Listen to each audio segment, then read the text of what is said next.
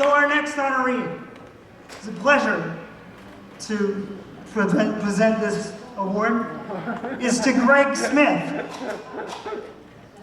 Greg Smith was a pioneering disabled broadcaster, and he worked as a play-by-play announcer for football, basketball, and baseball games on high school student radio stations. When he started, he became a campus sports director. He worked as a research and sales promotion director for KTAR, K-Light Radio in Phoenix, and hosted Cardinal Talk, a call-in show that aired after NFL Cardinal games. In 1992, Greg started On a Roll, which began as a local AM radio show in Phoenix, and despite blatant resistance and discrimination from mainstream media, it expanded to air on nearly 70 national stations across the nation over the next 11 years.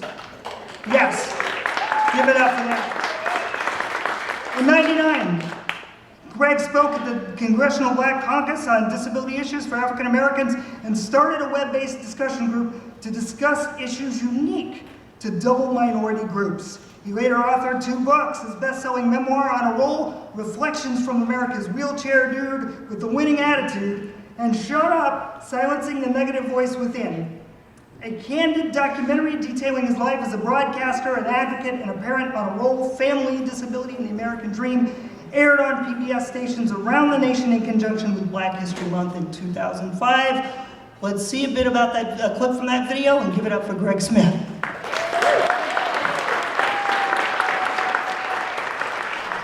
The letters DREDF are shown in red against a white background as gray dots form a half circle around the logo. Greg Smith Disability Media Award. Greg Smith sits in his van, lifts a cell phone to his ear. Hello? Hello, Berkeley. Smith sits in front of a computer and speaks into a microphone. I'm getting a new action power chair. It's going to be faster. The chair that I drive now, people think it's fast at about 6 miles an hour. But this new chair is going to go about 8 miles an hour. So I'll be zooming. A radio talk show that talks about, disability from a unique perspective, from a positive perspective. A photograph shows Greg interviewing Reverend Jesse Jackson. From an empowering perspective. Nobody's ever done that before. Greg and producer Mike Irvin are shown producing On a Roll Radio. The Wheelchair Dude with Attitude with Superman, Christopher Reeve. What do you do in your spare time, Chris? Well, I want to make a lot of time for family. I've got 3 kids. I blasted Clint Eastwood last week. He owns a resort out in California and was sued because he didn't have an accessible bathroom. Camera zooms in on a Wall Street Journal article. Headline reads, Radio show host is on a roll with show for the disabled. On a Roll aired in more than 40 cities, but major radio syndicators did not embrace the show's message or audience. A major corporation put out an ad that kind of poked a little fun at people with disabilities in a way that I didn't think was too appropriate. You know what I'm talking about, Nike. Against a red background, an ad is shown with the headline, Sport plus Death equals Extreme Sport. Here's what the ad reads. It says, how can a trail running shoe avoid rendering me a drooling, misshapen husk of my former self, forced to roam the earth in a motorized wheelchair? The hits just keep on coming, don't they? Greg is filmed by CBS TV's The Early Show. I want to talk a little bit about folks in the radio business. I guess one of my colleagues, Rush Limbaugh, allegedly opened up his show the other day with a diatribe about how some labor union folks who delivered a van of, what do you call it, retards to the polling places. A radio tower is shown, then Greg speaks to the camera. When I graduated from college, I went to probably 30 radio stations in Phoenix trying to get a job as a sales rep. I got about 30 letters from radio stations saying that, no, basically. And the reasons they gave me were pretty blunt. We don't think that someone in a wheelchair can handle this hectic atmosphere. Greg enters a modified van in his motorized wheelchair. This getting in and out of your car 8 or 9 times a day to visit clients. I went back to the #1 station that I wanted to work at the most, which was KTAR. And I wrote a letter to them, kind of forcefully saying, you're not looking at my qualifications. And they decided that they wanted to create a position for me as someone that was the research director. It was a good job. Towards the end of my 5 years there, I kind of got fed up with it and wanted to do more things, and there was never a way for me to do what I wanted to do. I mean, I really wanted to get out of that office and sell. wanted to get out and meet people, you know. Camera zooms in on a sign saying Traveling Salesperson of the Week. And utilize my personality and my knowledge to, you know, make the big bucks. You know, I said, look, there's a job open in sales. I want to take it. I want to apply for it. And he said, I don't think you should do that. And I said, why not? And he says, because you're not a sales rep. And finally I yelled at him. I said, you don't know what I am. Sign reads, see yourself as your customer sees you. Getting old is not for wimps. It's not. I mean, you got to have a lot of inner strength to get old and realize that there's things that the old body can't do anymore like you used to, you know, and I can relate to 80, 90-year-old guys who are saying that because it's happened to me in the last 5 years. But as I expand my horizons, there are new opportunities to do things that I never had the chance to do in the past that I still can do, so. Are you on a roll? No, I'm strong. I have inner strength. I'm not on a roll anymore. I have inner strength, and I can show people how to tap into theirs.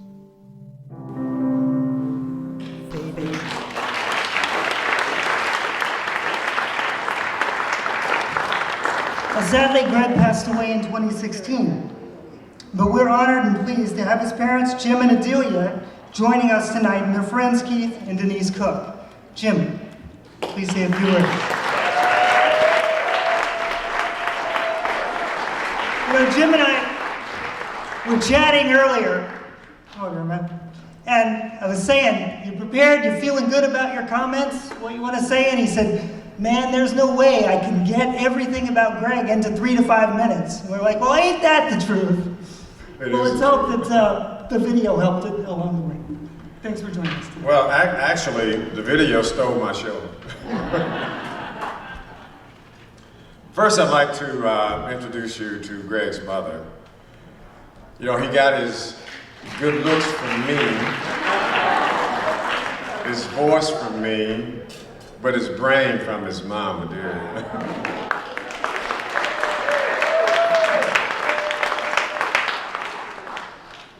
You know, Greg is the kind of guy who often said that we able-bodied people are just on loan because at any moment in time, any of us can become a disabled person.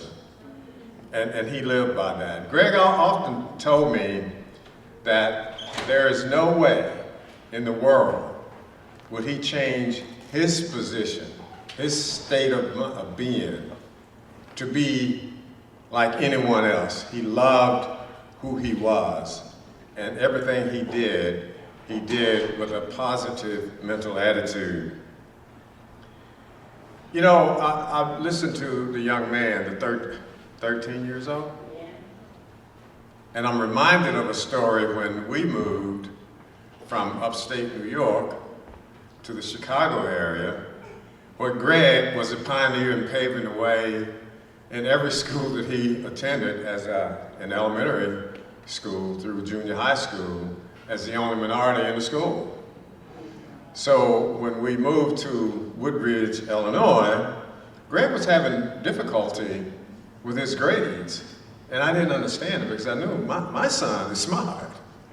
So I went to a student teacher principal meeting only to find out, here's what the teacher said, that those black kids from the south side of Chicago will come to our school and not have the background to be able to keep up. I said, is that right? I said, well, that's interesting because we moved from Horseheads, New York, which was rated as one of the top school districts in the state of New York, to Woodridge. Greg has never gone to school on the south side of Chicago. And immediately his grades changed. Then we never told Greg what he could or could not do. We let him decide what he could or could not do. So he wanted to play tennis. So went out and I bought the tennis racket and the ball and the clothes and said, okay, first go out and hit the ball up against the garage door, practice with that, and then we'll go from there. He'd hit the ball up against the garage door, After a while, he says, I don't want to play tennis. So I bought a CB radio. I had a CB radio in my car. I was a sales guy. And Greg had his base station CB radio. I think that's where he got the desire to want to be in the radio, was through that. But going to high school, all the way through high school, Greg wanted to be an athlete. So he became an athlete in this way. He was the trainer for football, basketball, baseball, and every other sport you can name. He wanted to play drums, because I think when he was a kid, we bought him an Indian toy drum set. And he learned to play drums just watching that Indian. He wanted to play drums in the band. So Greg learned, he and his band director, how to drive his wheelchair with his foot, because he didn't want some pretty little girl pushing him up and down the football field. He wanted to do it on his own. I'm going to do it my way.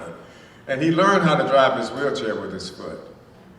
And so he did play-by-play. We'd put him on our backs. My wife did the same thing. Take him up to the press box so he could call the game. And at halftime, we'd bring him back down so he could march in the band. He went wherever the band went, Greg went.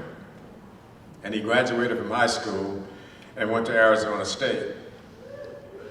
So at Arizona State, I took Greg out to college. My wife stayed back home, and when I got back home, we put Greg into a disability dormitory. Got back home, Greg moved out of the disability dormitory and moved into a co-ed dorm. My wife says, you get on a plane and you go back out there. I said, no, we gotta let him grow up. He started the radio station, on-campus radio station, for the Arizona football program. After graduation, as the film shows, he got his first job at KTAR, and I said, okay, I bought him a van, bought a new house, put his name on everything. I said, now Greg, here's the plan. Get you a couple roommates so they can pay for the mortgage, and then you don't have to pay anything. A few months later, I said, Greg, how we doing on that? He said, Greg, Dad, I changed my mind. I can handle this on my own. He had a girl moved in the house with him. He said, no roommates, just the girl. And the next thing I know, I've got 3 grandchildren. But I recall in one of his talks, someone asked him this dumb question. You got 3 kids? I said, yeah.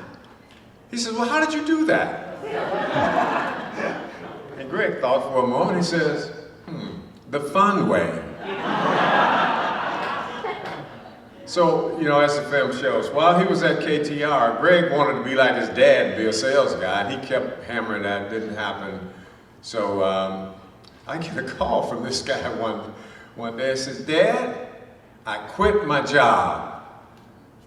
You got car note, house note, children. You did what? I said, okay. He started his radio program on a roll, and he was on a roll for the rest of his life. You know, the doctors told us when Greg was born that he would never live past early teens, 13, 15 years old. He made it to 52.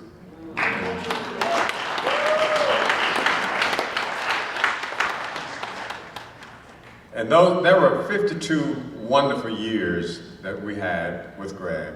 And I would trade my son for anything else. I mean, he gave me such wonderful times throughout his life. In 2004, well, 2000, we moved from Ohio to Mississippi. Greg got divorced, and my wife and I got Greg and the kids. And so when we built a home in Mississippi, we built a home so that it was totally accessible. If you go to my home today, there are no steps from the garage into the house, from the front door into the house.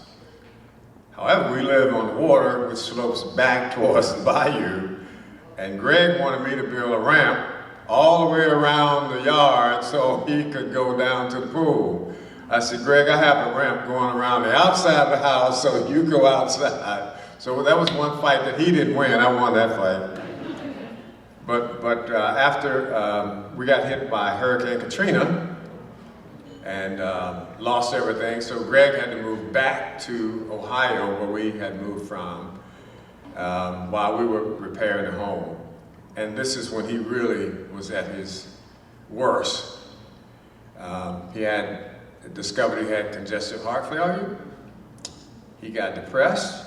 He laid around in a nursing home, and he just lost it. And after we got the home rebuilt, he came back and he had a new vision on life. And he says, I'm going to become the strength coach. And he did a fantastic job. I recall the University of Tennessee was playing Miami, I think it was, for the championship game. And Greg was invited to come and give a pep talk to the University of Tennessee team. They went on and beat the crap out of either Georgia or Florida, whoever they beat. They beat them really good. And Greg took credit for that, of course. They should have invited him back for the championship game, for the national championship game, which they lost. I want to leave you with some parting words from Greg.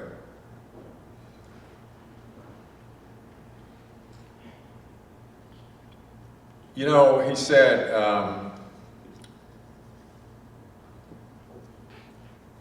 don't let people define who you are. Self-definition. No quit. Continue the fight. And the last thing he said was, get shit done.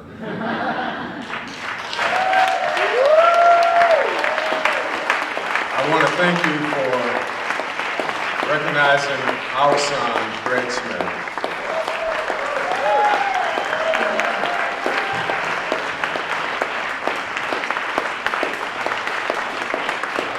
I got that dust in my eye again, man. You gotta give me a break. Thank you. Thank you both for being here. So, do we want to give the award? Should we take a picture with the award? We gotta give you an award. You wouldn't sit down. Get on up here. Let's get the picture. We gotta get the picture. Let's get up here. Y'all are fine with this, right? Who's got this again? All right.